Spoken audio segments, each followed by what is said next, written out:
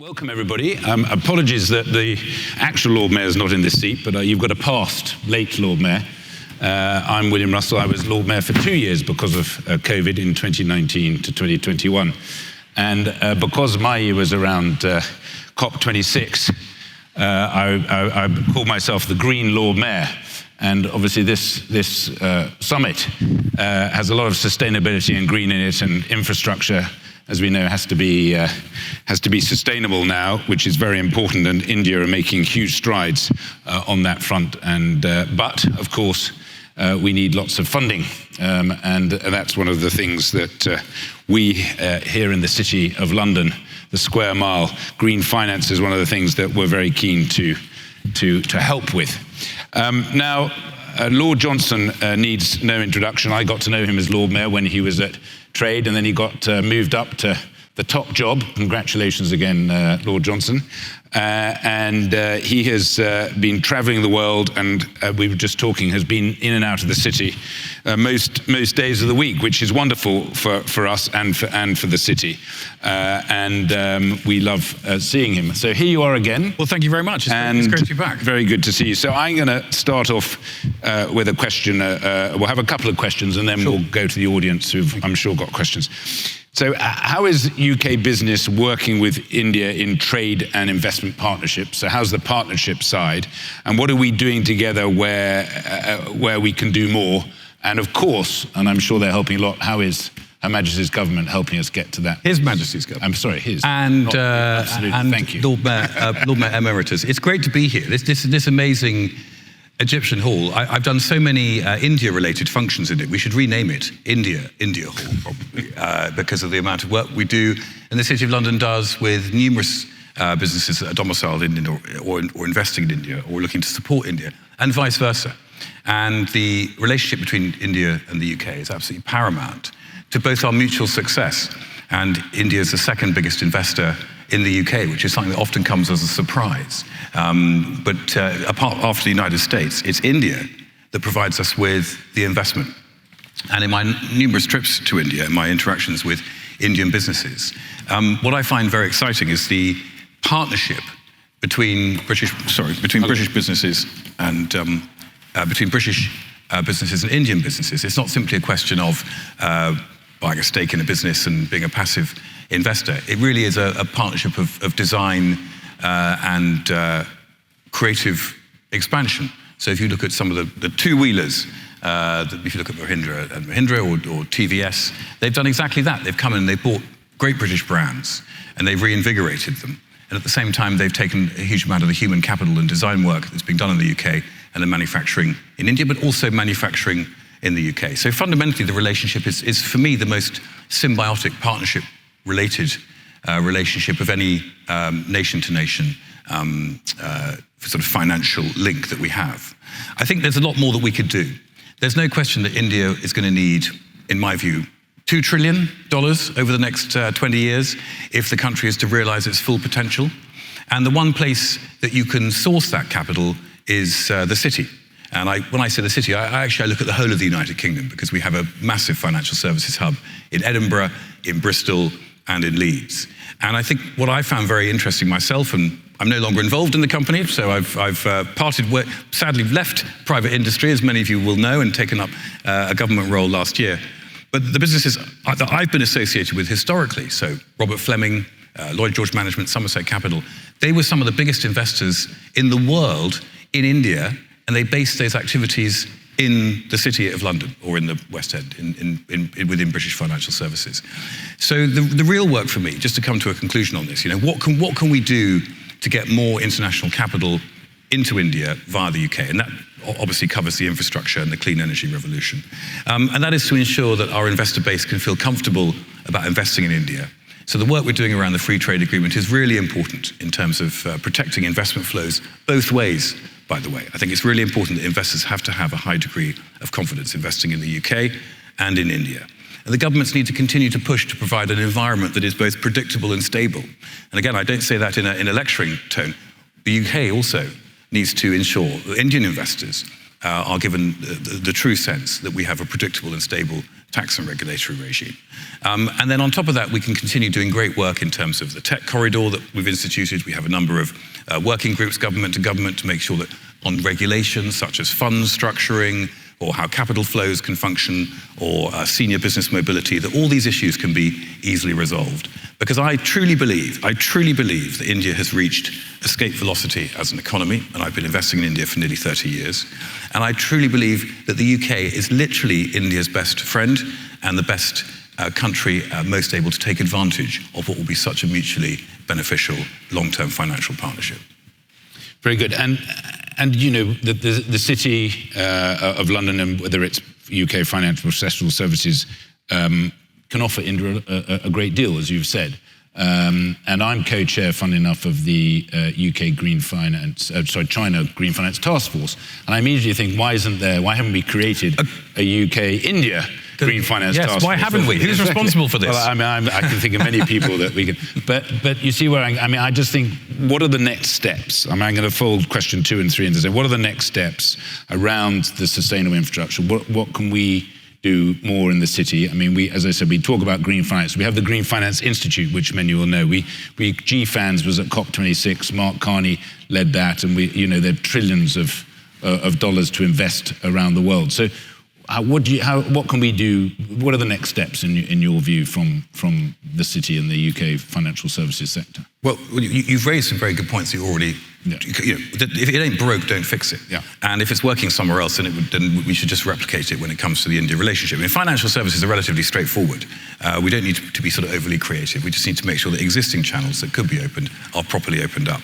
And I'm enormously excited about the opportunities for offshore wind in India, and actually onshore wind, for carbon capture, for nuclear, for a whole range of power.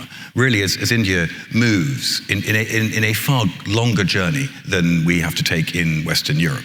And the opportunity for profit, for innovation, and for engagement amongst both countries is absolutely huge. I mean, we've launched a variety of different green bonds in the city. So the one I've been most closely involved in is the PIF, which is the Saudi sovereign wealth fund green bond, which we launched at just over 3 billion in October last year.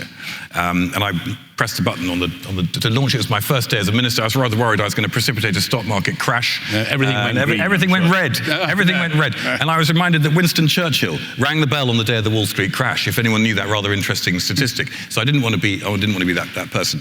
But since then, it's now 6.5 billion or more. So it's more than doubled since October. That's because they've been raising more money for it, as well as I've seen the performance is also strong. I haven't seen the performance, but it's a really powerful way to act as a beacon for capital. So we want to be raising in the City of London, as I say, that for me covers the whole of the UK's financial services sector, money for the infrastructure that India so urgently needs. And I would say, if you don't mind, and I caught the tail end of that discussion.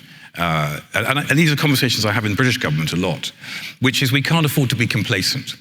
I think governments sometimes think, okay, we brought something into play, like in the UK, we've got a lot of offshore wind. We're the capital of the world, really. It's incredible. If you think the first, second, and third, and fourth largest wind farms in the world are off the shores of this country.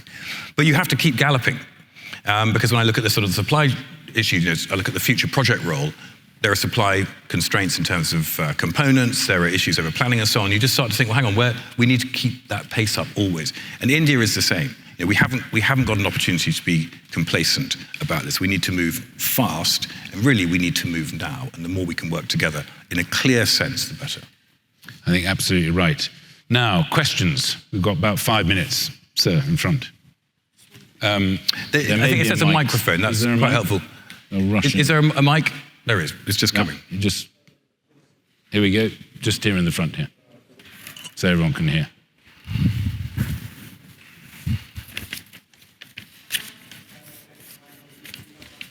Thank you very much, Minister.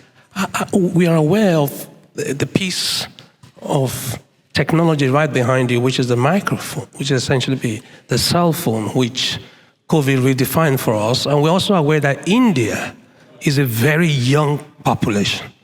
They have one of the biggest technical, or what they call digital natives on planet Earth. What are we doing to replicate Bangalore across India? Because Bangalore became the international outsourcing post. and what collaborative effort can be made, especially those of us in education, to reskill the next generation so that we can have a win-win situation? Thank you. Well, thank you for that question. It is amazing. I can't remember if it's this statistic, but I think 1 in 10 people in the world is an Indian under the age of 27 or something like that. And when you think of those anecdotal statistics, it really does pull you up, and you think, this is incredible. The opportunity is incredible. At the same time, governments have to be aware that they have to provide activity for their populations coming through. So there's political risk in this too, which is why I think you're completely right to look at how do you replicate the success clusters in India to ensure that there is a high degree of employment and that you've got a spread of wealth across the country. When I was in India last month, I went to Pune and Bangalore, and previously have visited Chennai and Mumbai, but also Madurai, which was the cotton capital of India and was actually considered the Silicon Valley of India in the 19th century because it was at the forefront of technology for the cotton business. It was where my family came from. All my family were born in Madurai since 1860, apart from me, which is a bizarre fact I say to Indian audiences, and they're always rather bemused by this, but it's very true. And when you look at the clusters, they are developing fast. So I would say that the other comparative cities like Pune or Hyderabad or Chennai, they are developing their tech clusters as rapidly as Bangalore has in terms of the lead. But it's not just in technology, it's also in manufacturing, advanced manufacturing, in gigafactories, in car manufacturing, and in clean energy. But then what's exciting for me is that if you can describe them as this, the sort of the next tier down cities like Madurai, which traditionally have been quite sort of provincial cities for the last 100 years or so. They are now developing their own tech ecosystem, and a huge amount of small tech startups are basing themselves there. So you have a rather wonderful environment of the wonderful temple, which acts as a central focus for this very picturesque city, but with an underlay of huge burning ambition in terms of young people setting up their tech businesses. So I'm pretty confident that India, the economy takes care of itself when it comes to spreading the clusters around. I mean, again, an ask as a person trying to promote British business in India, I would continue to push for the simplification of interstate activities in terms of homogenized regulations between states when you're selling goods and services. And I would continue to push for greater work with us when it comes to doing a free trade deal, because that will help us put more money into India, which will in turn help produce the growing economy and provide the jobs for the next generation coming through. Thank you. Any other questions? Yes, in front there. The mic's right by you, conveniently. Thank you. Minister, this is a question from the media, so just declaring my interest. You mentioned the FTA just now. We heard earlier from one of the panels that it's a lot to do with political will. What can you tell us about the political will, and how confident are you of an FTA maybe by the end of this year? Thank you. Well, I've learned pretty early on in politics never to make forecasts in terms of timings for FTAs, because the important thing, we're all, hands up if you're a business person here. If you run a business, if you invest, there's a lot of us here. You want to do the right deal. If any of you have been involved in mergers and acquisitions or big transactions with your suppliers or with your customers, you want to make sure that you do a right deal. And it's exactly the same with nation-to-nation work in free trade agreements.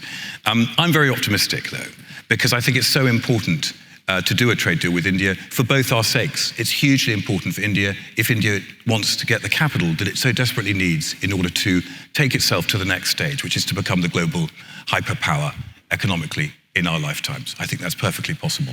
And it's very important for the UK if we're going to ensure that we've got the investment coming from India, but also the opportunity to develop our human capital to ensure that we can stay ahead in the crucial tech race to become a science and technology superpower over the next 10 years. And my ask of this room is business people are often quite reticent about making clear or making public their ambitions when it comes to political issues. We've often, when I say this as a business person recently entered politics, prefer just to keep quiet and get on with the job of being a business person. And I respect that. But actually, sometimes it's really important and very helpful for the business community to express their view and support for something as important as a free trade deal, because this is about business. It's about allowing businesses to function more effectively, more freely, create greater profits, wealth, and security for the world at large. So I do ask you to, express your desire to see closer cooperation. On the one hand, on the further sort of side, a free trade agreement, but also around all the other avenues and corridors that we can exploit, such as the Green Committee that you were talking about, the clean bonds that we mentioned earlier, that other countries have done greater cooperation over tech and over finance and other intellectual capital swaps. So it's up to us, really, in this room, to help drive the agenda. So I would answer the question really in summary by saying it'd be a great thing to do, and let's make sure that we all push to ensure that the environment is its best possible place to enable us to execute. Time for one final question. Anyone want to? Oh. Everyone wants to. Have they had lunch, or is it? No. My friend, you do. Is lunch next? Oh, there's one there. I don't know whether lunch is next. They don't get that. Yes. We've got to have Uday. We've got to have. Yeah, Uday could say. He's a legend. We'll have one more question after. Yes, sir. Thank you very much for this enlightening conversation. I'm Sylvie Brewer from Optimal Cities. So when it's about partnerships, and especially between the UK and India, what do you think what are the key solutions or technologies that can ensure sustainable future? Well, I'm happy to answer that question, but we haven't heard enough from you, Lord Mayor. Well, I mean, so I was on the board of Innovate Finance, and I think fintech and green tech come together. And I think that certainly from the city's perspective, we need to make sure regulation is correct as part of those solutions. I always used to say that we don't be financing green and greening finance, and eventually all finance will be green, and that's the way forward. And I think that they will merge together the tech solutions. Mark Carney always said that between now and 2030 and beyond, around climate change and sustainability is probably, as you mentioned, Minister, one of the biggest investment opportunities of a generation. So I think a lot of it is around the talent. India has the talent, and we have the talent here in the UK. So it's the talent working together. And this comes back to my point of where one of the solutions for me is, particularly with the green finance being something that we're focused on, and the carbon markets we're trying to focus on here, is working closely together and coming up with these joint task force where we're comparing what each other's doing. And India has made huge advances, and more particularly around technology, as we've heard, and the younger population. They're a long way ahead of many other countries. So I think the solution is to make sure we collaborate, probably even better than we have done so far. And this is why a conference like this is so important. It's so important, and it comes back to money. At the end of the day, if we are going to make the necessary transition from fossil fuels to clean energy and all the concomitant infrastructure that we need to put in place, it's going to cost us a huge level of investment. But that's what the word is. Investment means you're putting money in for a return later on down the line. I don't classify this as spending. Sustainable energy and affordable energy is what's going to allow us to live longer, happier lives. So even if it wasn't for the carbon-related risk, this should be something that we should be doing. And then on top of that, there is a climate imperative. So it's all about the cash. And the countries that can access the highest level of finance will be the ones that win the race and become sustainable ahead of the rest of the pack. And that's why this event is so important, and that's why the relationship with the city and the UK is so vital for the ambitions of India, but also it's so important for the United Kingdom to make sure that we act as that crucial funnel and use our intellectual capital to fund your needs and benefit from that as a result. Absolutely. Maybe from the sage. Maybe we'll have you, Dave, with the last question. Oh dear, expectations are very high. They're very high. They're very high. I wanted to double down on and reinforce what you said, Sir William, about this idea of a task force. And the reason for it, 30 years ago, when some of us were young in the city and in this country, it was a time when we looked down on industrial policy. Markets would solve everything. But we know now that in the US, in Europe, in the UK, and in India, we have strong industrial policies. At the same time, we want to bring together friendly nations who have liberal democracies. So can we not think strategically about coordinating our industrial policies across geographies? For the money, of course, but also sectorally. And this is something that some of us in our foundation are doing with another nation and India. And it strikes me that we could do it very usefully here as well. And it's not just about the money. It seems to me that we're all innovating together in this great challenge of climate change, and we could learn from each other. And it's not just a transfer in one direction, as you were saying earlier, Minister. So some of us in the Indian business community would be delighted to support that mission. Thank you. Well, I can see faces in front of those who would probably be tasked with forming a task force thinking. But look, I mean, I think it comes back to that point about collaboration. You're absolutely right. The more we can sit around the table and compare notes and work closely together, align, which is what I have done with Dr. Marjun, who is an extraordinary man in China, and I'm sure there are many Dr. Marjuns in India, and we could already, I see, without putting any pressure on a past Lord Mayor sitting on my right, Vincent Keaveney, I think it's something we should take away from this summit and see whether they can do that. But anyway, I think something is afoot from what I'm hearing, so hopefully we can bring that about. Well, I totally agree. The more we can do together, the better.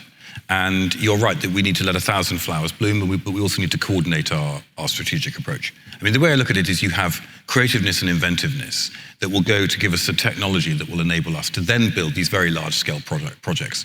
So you sort of have 10,000 inputs, and then you have one quite narrow sort of funnel point, and then you have a substantial investment in the offshore wind farm or whatever it is. So it's a slightly sort of peculiar process that leads us, and it's quite a replica of the Industrial Revolution, where you have to have very capital-intensive projects, but you have thousands of different inputs that get to the technology that get you to that point. And we want the best technologies available. We want to invent the batteries that use the least amount of critical minerals and the best for the environment. We want to get the production techniques that enable us to protect the environment whilst creating the sustainable mechanisms that will allow us to then generate the energy that we want. So I am open to you. I'm on LinkedIn. If any of you have anyone LinkedIn with me in this room? Yes, some of you have. Thank you very much. If you haven't, do LinkedIn. I'm available from 6 a.m. till midnight. My team is here to assist you. We want you to be a success investing in the UK, and we want to help our companies invest in India and together make a fabulously profitable partnership for the long term on this amazing journey. So thank you. Thank you, Minister. Thank you, Lord John, and thank you, everybody.